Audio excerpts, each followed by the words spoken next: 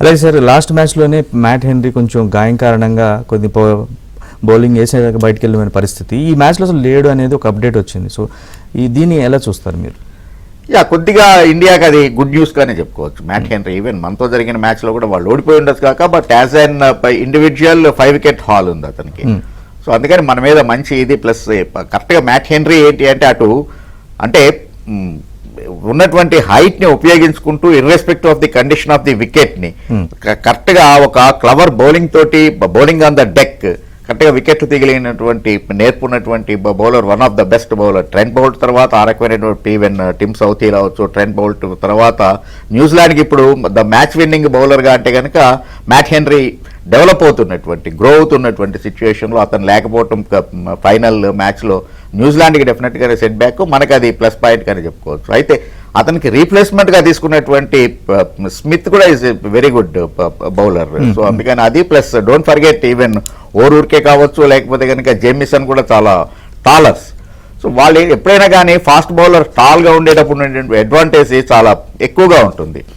మనకి ఎప్పుడైతే వెంకటేష్ ప్రసాద్ లాంటి బౌలర్లను మనము చూసినటువంటిది, Zaheer Khan for that matter అది.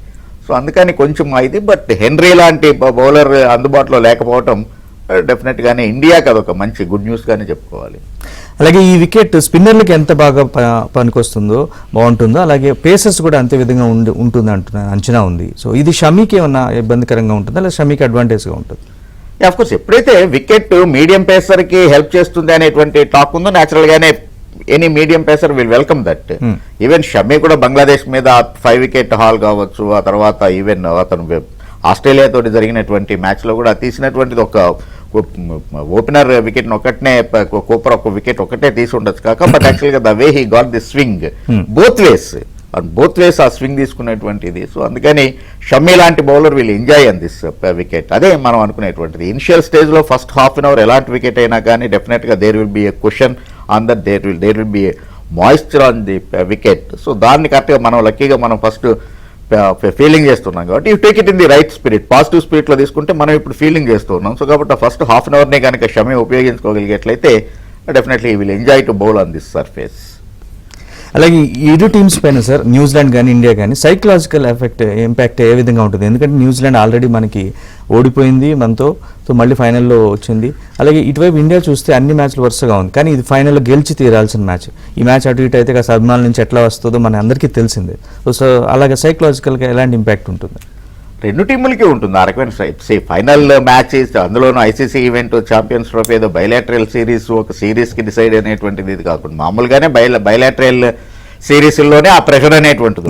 5 match series if you are going to the 5th match at 2-2 equal చేసి కనుక వెళ్ళేట్లయితే ఎట్లయినా ఇది గెలిస్తేనే మనం సిరీస్ గెలుస్తాము అనే ప్రెషర్ ఎట్లాగో ఉంటుంది.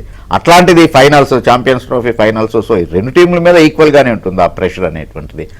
కాకపోతే ఫస్ట్ మ్యాచ్ వాళ్ళు ఓడిపోయారు మన మీద లీగ్ ఫేస్లో కాబట్టి ఇప్పుడు వాళ్ళు ఇంకో కొంచెం డిమోరలైజ్ అయ్యి ఉంటారా, వాళ్ళ మీద ప్రెషర్ ఎక్కువ ఉంటుందా అనేటువంటిది కాదు. న్యూజిలాండ్ యొక్క ఇదే వాళ్ళు the way they bounce back, ఆ ప్రొఫెషనలిజం అనేటువంటిది చాప కింద నీరులాగా ఎదుటివాడు గమనించే లోపు దెబ్బ కొట్టేటువంటి నైజం ఉన్నటువంటి టీము న్యూజిలాండ్. మనకి test championship, world test championship first సైకిల్లో కూడా మనకి దాన్ని వాళ్ళు చేసి చూపించారు వాళ్ళు. సో అందుకని ఏదో మనం లీగ్ మ్యాచ్లో వాళ్ళ మీద గెలిచాం కాబట్టి మనం హాహాహా అనుకోవాల్సి రిలాక్స్ అయ్యేటువంటి పరిస్థితి ఉండదు. అలాగనే వాళ్ళు డెఫినెట్గానే న్యూజిలాండ్ లాంటి ప్రొఫెషనల్ థింకింగ్ ఉండేటువంటి వాళ్ళు డిమోరలైజ్ అయ్యేటువంటిది ఉంది. టేక్ స్టీఫెన్ ఫ్లెమింగ్ టైం నుంచి కూడా చూస్తే కనుక న్యూజిలాండ్ ఎప్పుడూ అండర్ డాగ్స్గానే వస్తుంది ఏ టోర్నమెంట్కి అయినా కానీ.